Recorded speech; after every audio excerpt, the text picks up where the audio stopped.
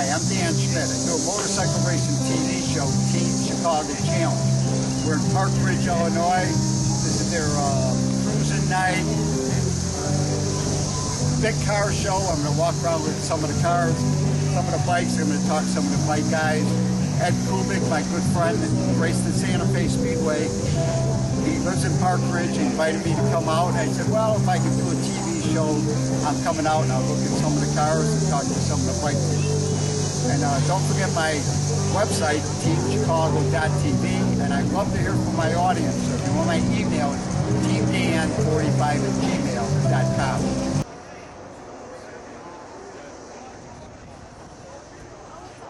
We are in Park Ridge, Illinois, and what are the chances of coming across the 260 cubic inch V8 engine, one in maybe 11 or 12 million stories about the Ford Mustang. This one right here in front of me was the first one ever sold in the United States of America on April 15th, 1964, and lucky for me, I had the opportunity to talk to the owner and her husband. So we're going to be talking to Gail and Tom, and they're going to tell us about this wonderful car.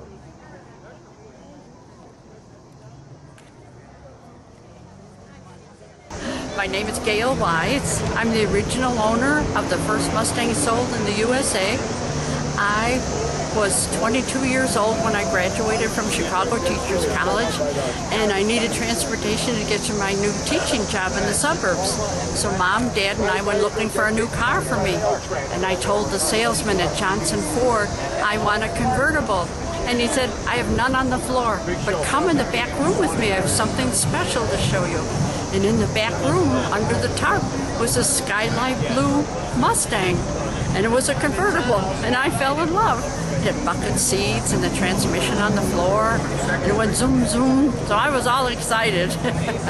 And the salesman said, I'm really not supposed to sell it tonight because the Mustang was going to be unveiled on Friday, April 17th, 1964 at the New York World's Fair. And this was Wednesday, April 15th, 1964. But he did sell it to me for $3,450. And when I drove it out of the showroom, I realized what I had bought. Everybody was waving at me and asking me to slow down so they could see this car, so I felt like a movie star. But it wasn't me, it was the car. And when I drove it to school the next day, all these 7th and 8th grade boys were just drooling over the car. So you went to Chicago's Teachers College. That's what used to be on Bryn Mawr Avenue, correct? Yes, yes. Which is now Northeastern University. Right, yes, yes. I'm like the second graduating So where did class you out live of there. then? I lived in Chicago near Pulaski and Armitage. Oh, okay. That's where I grew up. Right, yes. right. I went to Calvin Park High School.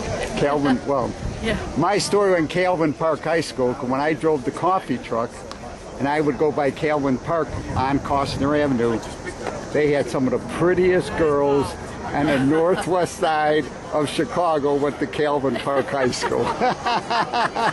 Because my first stop on the coffee truck was Helene Curtis, which was at Costner and North Avenue. So when I left Jorgensen's, I'd go by Calvin Park every day. Oh, yes, you did. Okay, so tell me about your involvement with the car. Well, my wife says that if I married her, she would give me the car. Oh, really? Or she let you drive it? Let me drive it, yeah. So I see in your literature that you restored it back in... It was painted in '06, and most of the body, well, obviously the body work was done at that time, but it needed the new top and the new interior, right. Rewired, the chrome, and the little accoutrements, and it was finished in about 2008. Okay. So you guys, do you still get to drive it though? I mean, you drive it once in a while, yeah, or we drive nice it weather? Drive it locally, not too far. Right. So you live in Park Ridge here? Yes, live in Park Ridge. So has Ford been good to you? Yes, Ford's been good to us, yes. Right. If they decide they want to show our car at some special occasion, they'll call us up and they'll haul the car for us, and they'll treat us good. Yes.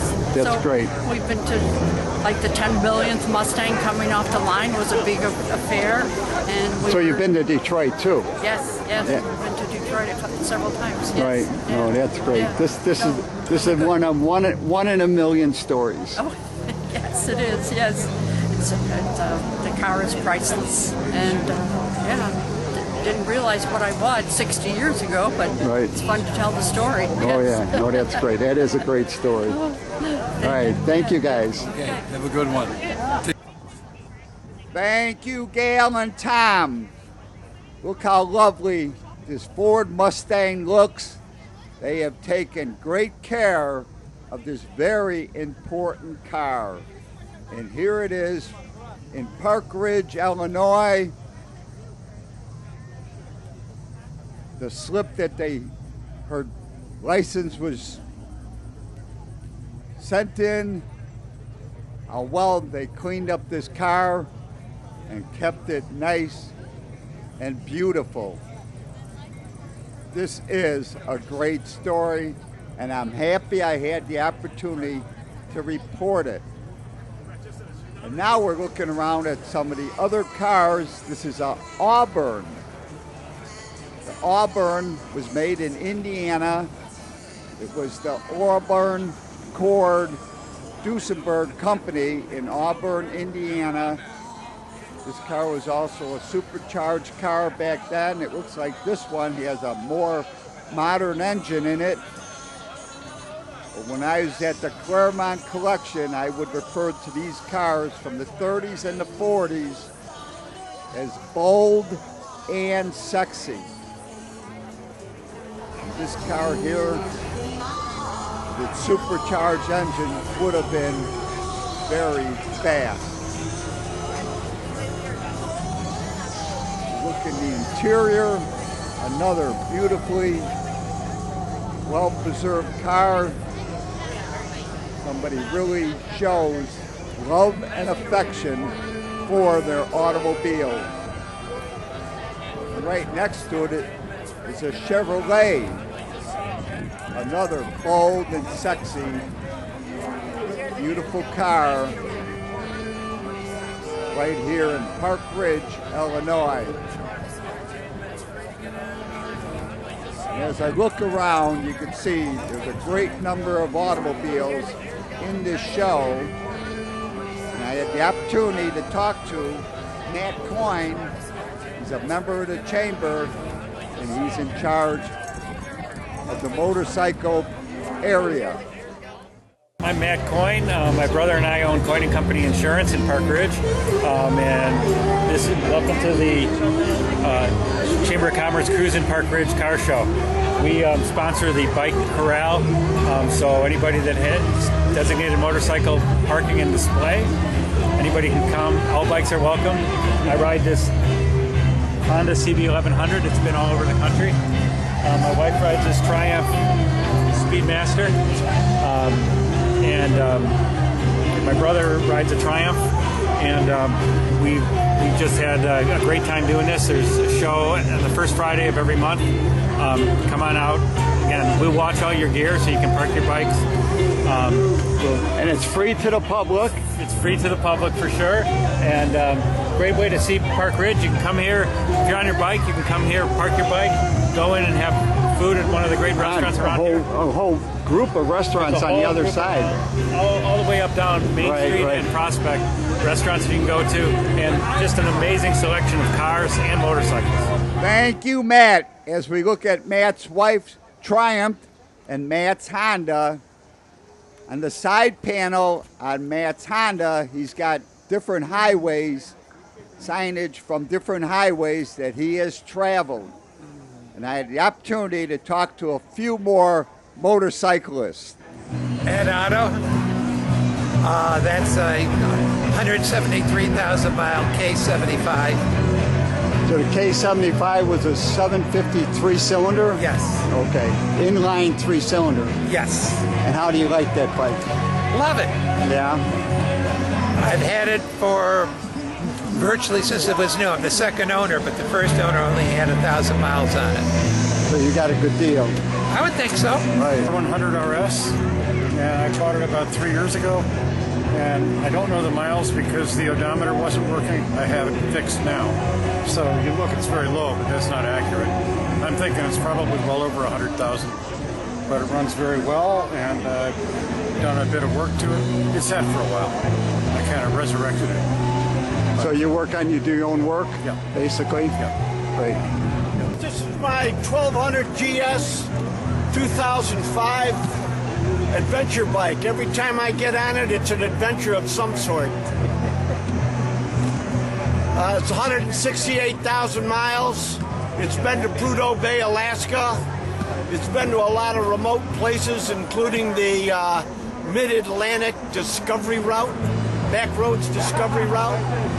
I've had a lot of fun with it, and now it's treating me poorly for all the fun I had.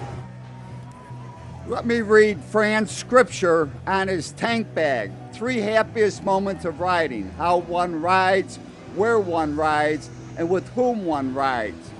As important as the first 2 are, they are considerably overshadowed by the third. As we look at the 3 BMWs, Fran's GS 1200, John's 100 RS, and Ed's K 75, I'm going to add my comments of being a teenager in the 1960s as we see these 3 lovely BMWs.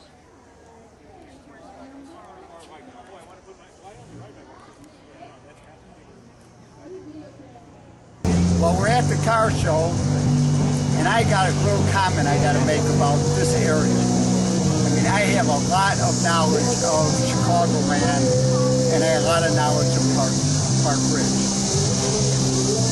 I was so lucky to come through the era when they had teen clubs. I mean, I grew up on the northwest side of Chicago. The Holiday Ballroom, which had all the big bands. I mean, the Four Seasons came in, and you could go to that at 16 years old, and then there was no booze. They had soft drinks. I don't think they even had food, but it was a dance club. So this was even pre-disco. In fact, at the Holiday Ballroom, one of the bands, which was the Pulsations, with my friend I went to grammar school with, Our Lady of Mercy, Les Stein was part of the Pulsations. The Centurions joined the Pulsations, and that became the Buckingham. Now, Les did not participate with the Buckingham because he got drafted. But that era was a great era. So what am I talking about here? Behind me, right over here, was a club called the Deep End. Right here, 702 Toohey Avenue. Now, Deep End, I went there a couple of times. I had a cool car. I had a 63 Chevy. I would drive out here, and they had beautiful women in Park Ridge. So what does that have to do with politics? Well, as you may or may not know, Hillary Clinton, or Hillary Rodham, is from Park Ridge. But I am sure that climber, or that duper back then, never went to the Deep End. I mean, she is not cool now, and she was not cool when she was a teenager. She was probably as big of a dork then as she is now. Because I'm sure she supports that #1 a-hole in Washington, D.C. So, I'm having a great time in Park Ridge. Brings back great memories. The Tiffany Theater's over here.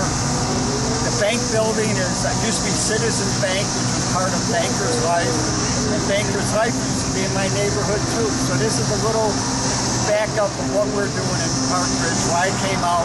I hope Ed shows up a little later with his DSA. He's got a beautiful DSA Hornet, I believe. And I brought my Triumph. We're just going to have a great time. The weather's great. Look forward to the ass. And go Trump.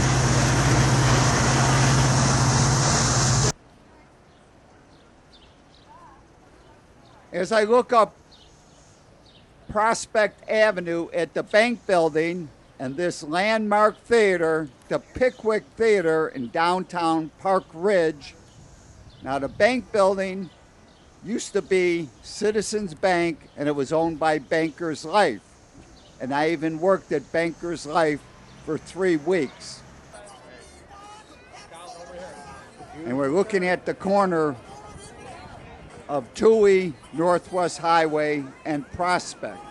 And now I spot this beautiful 1955 Chevy Convertible. And I have a great story about a car that looked exactly like this one with the 265 V8 engine.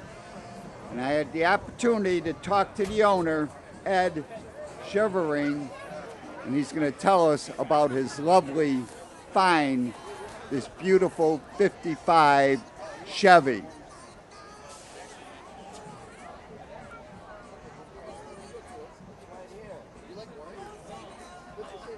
Hi, my name is Ed Chevere, and this is my 1955 Chevy Bel Air convertible. I got it from GNR Auto Auctions in Detroit, Michigan, and I brought it home, and the car has 10,000 miles on it since a rebuild. It's a frame off. It's the original 265 2-barrel 3-speed. A lot of work was done on it. The underside of this car is just as good as the top here. So you did a frame-off restoration? It's a frame-off restoration. Right, yeah. right. And I take it to all the neighborhood shows here, and it does well, and I take it. The kids have fun. It's kind of unusual because I let people get in the car all the time and take pictures. I like to share that with them. No, it's a great looking car. So here's my story. So my first wife is Kathy Gunther. And I knew Kathy going back to 7th grade. Okay. And her mother, Gloria, had this exact car. Oh. I would always call it salmon pink. Yeah, a lot of people call it pink. It's coral. Right, right. Yeah. She had this car exactly like this. And my dream always, and I gave her, for one of her birthday, I gave her a shirt. It said, Gloria, will you let me go with you to Foster Beach? So she was a cool mother. She had this cool convertible, and they would go to Foster Beach, during the summer, because I think she worked nights at the bank, so she had time to go to the beach, but I never got a chance to ride. I had to ride my bicycle to Foster Beach. I remember hanging out at Montrose. Well, that's all the cars over there. Right, right. But and I bought her, for her 80th birthday, I bought her a scale model. Oh, you did? Yes. Very good. And I had to really search hard to find a nice scale model of this car. So this is a beautiful car. Thank you very much. I appreciate that. Good luck to you.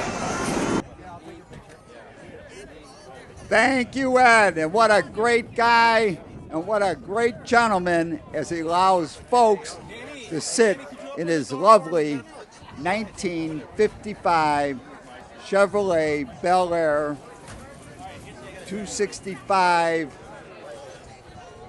This car brings back great memories for me.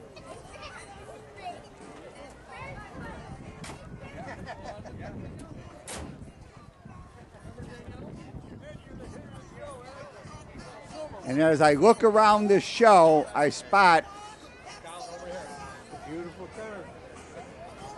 a very lovely Cobra, a Shelby Cobra with a 289 Ford engine. This car was built to compete with the Corvettes. They raced models like this with the 289 engine, and then they also put a bigger V8 in. But this is one of the outstanding cars from the 1960s, built by Shelby, aligned with Ford Motor Company. 289 Shelby Cobra. And right next to it was a Ferrari. Now, I'm not familiar with Ferraris. This could be a 296, a 812, a Tributo, a Stradale, and the engine could be the F-154 3.9 liter V8 with twin turbos. But if you got the cash, these cars only sell for 5 or 6 or 7 times more than a Corvette, the modern mid-engine Corvette. As we take a look in and we get to see this twin turbo V8 engine.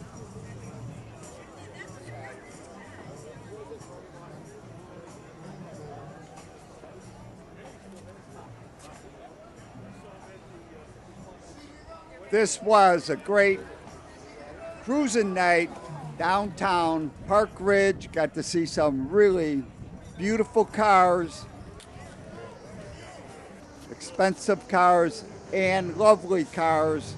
And I spot this Chevy, 1948 Chevy Woody, and I had the opportunity to talk to the owner of this great looking car. So let's see what Bill Shoenbeck has got to say about this 1948 Chevrolet Woody.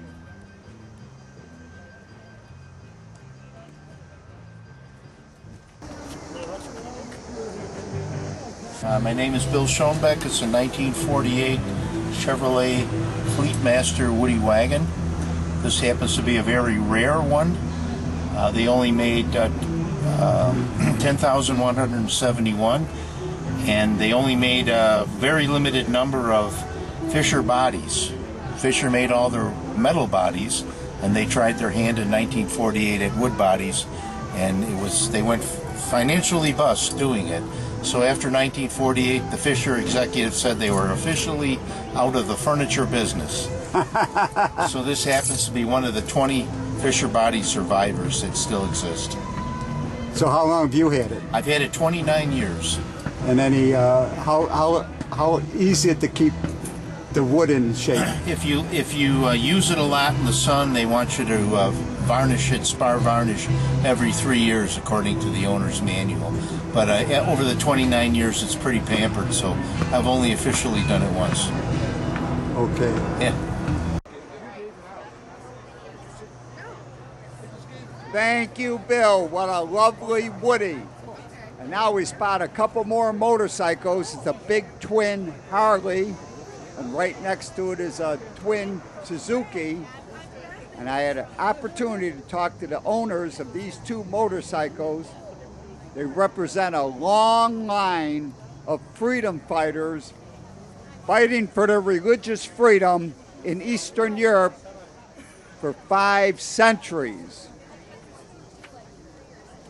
So I had a conversation with the two Nikolas as they tell us about their group and their motorcycles.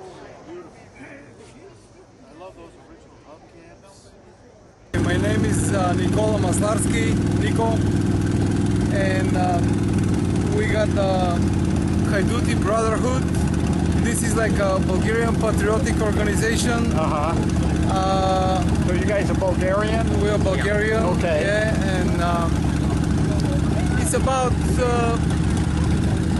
our heritage, our history, our Bulgarian community, right, to make the kids proud, be excited about being Bulgarian, right, keeping up our traditions, memory and traditions, right. And it's we a few guys riding the bikes. Some of us doesn't have a bike; they just be in the club because of the love to our heritage, right.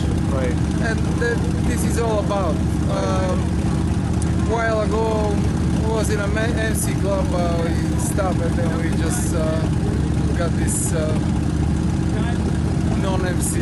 Yeah, non-MC became a patriotic organization, right? Because we don't want any issues with the 1%ers or stuff like that. So just riding and displaying our Alright, so that's H-A-Y-D-U-T-I, Brotherhood? Haiduti Brotherhood, yes. Okay. And what's your name? My name is the same as his, Nikola. Thank you, gentlemen. What a great story and a great history. Too bad no one cares much about history anymore as we spot my Triumph. And I see Jim and Ann Leonard waving goodbye. We're running out of time in today's show.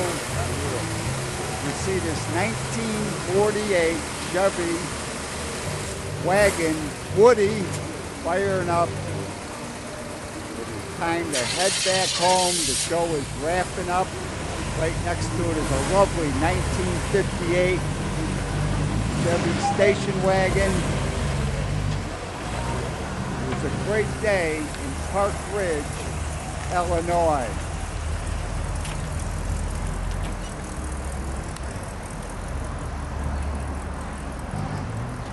For more information on the Park Ridge Chamber or Cruisin in Park Ridge, first Friday of every month, go to info@parkridgechamber.org.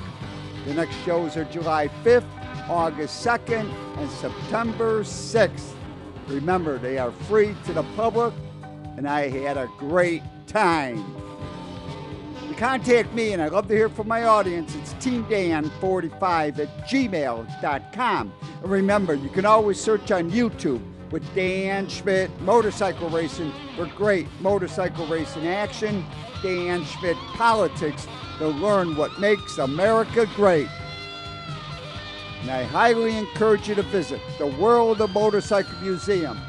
They're in Winamac, Indiana, 4 miles south of North Judson on Indiana Highway 39. But give them a call first at 574-896-3172. It's a great trip and a great collection of motorcycles. And stop by Rich's Yamaha to pick up your copy of the Team Chicago History Package. Now, Rich's Yamaha is in Lockport, Illinois. Their phone number is 815-838-8130.